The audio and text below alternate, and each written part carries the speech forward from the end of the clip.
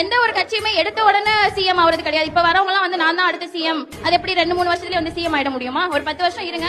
அண்ணா சொன்ன மாதிரி தான் சிஎம் ஆக கூடாதா என்ன? அவங்களுக்கு பழக்கமே படாத ஒரு இடத்துல வந்து அரசியல் கட்சி வந்து எடுத்த உடனே ஆகலையா? அவர் திமுகவுல இருந்து அதன் பிறகு கட்சியில இருந்து விலகி வந்து தானே சிஎம் ஆனாரு. உங்களை ஏமாத்த முடியல.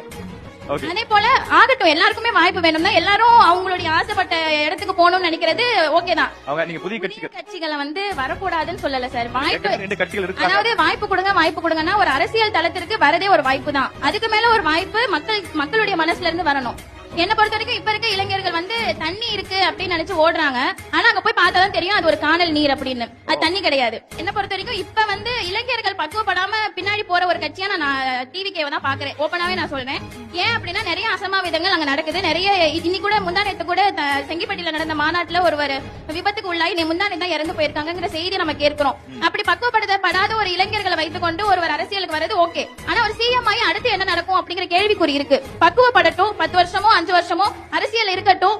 மத்தியில இருந்து தமிழ்நாட்டுக்கு வரக்கூடிய ஒவ்வொன்றையும் எதிர்த்து அவங்க குரல் கொடுத்து பேசட்டும். அதுக்கப்புறம் அவங்களை நாங்க நம்புறோம்.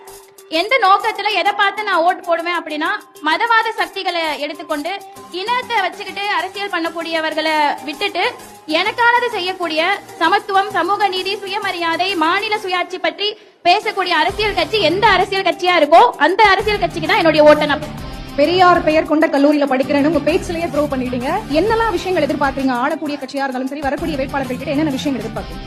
அதாவது மாற்றம் வேணும் அப்படின்னு சொல்லி புதிய கட்சிகளை போய் பார்க்கறதை விட இருக்கக்கூடிய அரசியல் கட்சிகிட்டயே நமக்கு தேவையான எல்லா வலிமைகளும் இருக்கு. நமக்கான அனைத்துமே செய்யக்கூடியவர்களா இருக்காங்க.